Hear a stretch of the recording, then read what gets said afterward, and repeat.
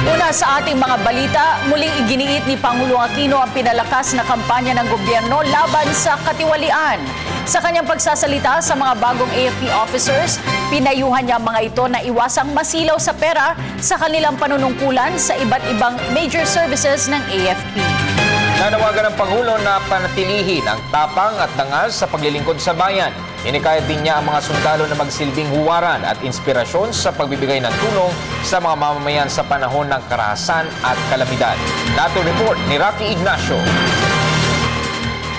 Ni Pangulong Aquino mga bagong opisyal ng AFP na panatilihin ang tiwala ng publiko sa patuloy na pagpapairal ng integridad at mabuting pamamahala. Sinabi ito ng Pangulo sa joint graduation ceremony of the Officers Candidate Courses na may 146 students ng Officer Candidate Courses of the AFP Major Services sa Camp Aguinaldo. Ayon sa Pangulo, isa ito sa pinakamalaking hamon nila bilang mga bagong opisyal at tagapagtaguyod ng kaligtasan ng taong bayan. Higit pa rito, ibang klaseng tapang at dangal din ang hihilingin sa inyo sa pagharap sa tuksong maaaring maengkwentro habang nagsisilbi sa bayan. May mga magtutulak ng sobrang hitik sa salapi, kapalit ng pirma. May mga magtatangkang padaliin ang buhay ninyo, kapalit ang prinsipyo.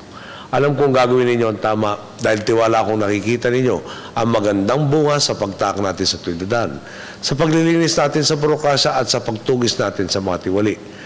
Naibalik ang tiwala ng taong bayan sa gobyerno at sa kanilang sarili at natatapalan ang mga butas sa sistema. Ang pondong dati napupunta lamang sa bulsa ng ilang mapagsamantala, ngayon na itututok na natin sa mga pangangailangan ng bansa.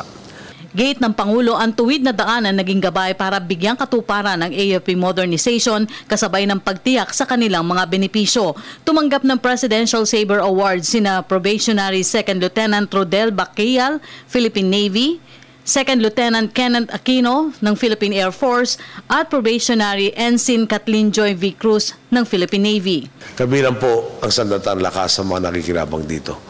Mula sa mga housing unit na nailaan at naipamahagi na sa ating reformadong hanay hanggang sa mas modernong kagamitan tulad ng mga barko, helicopter at sandata, talaga naman pong napapatunayan natin na may mabuti at konkretong bunga ang pagbabalik na integridad sa pamamahala.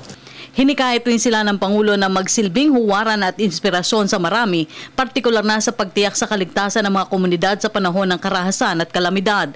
Dagdag pa ng Pangulo, huwag nang pansinin ang batiko sa kanilang kakayahan dahil mas mahalaga ang pagtupad sa kanilang mga tungkulin. Sa panahon ng pangangailangan, sa inyo babaling para sa direksyon at inspirasyon ang inyong hanay. Higit sa lahat, sa harap ng taong bayan, kayo ang magiging mukha ng sandatahang lakas ng Pilipinas. Ibang klaseng tapang at dangal ang kailangan upang matupad ang inyong mga tungkulin. Sasaba kayo sa peligro, sa harap ng bala at maski ng bagyo. Nakikita natin yan tuwing may darating na kalamidad. Frontliner kayo sa pagliligtas ng mga kababayan nating tinamaan ng sakuna, sa paglilinis ng mga kalsada, daungan at paliparan upang mapabilis lalo ang pagdating ng agarang lingap, at sa pagtsak ng kaayusan sa mga apektadong komunidad. Bago pa dumating si Yolanda o si Ruby o anumang bagyo, naroon na kayo nakaantabay upang tumupad sa anumang atas o pangangailangan. Nakikita rin natin ang inyong kalidad sa pagharap sa mga bandido at teroristang pilit buwabasag sa kapayapaang matagal na nating pinagpagurang makamtan. Layunin ng joint graduation na i-synchronize at gawing standard ang pre-entry courses ng major services ng Armed Forces of the Philippines. Para sa Telebisyon ng Bayan, Rocky Ignacio.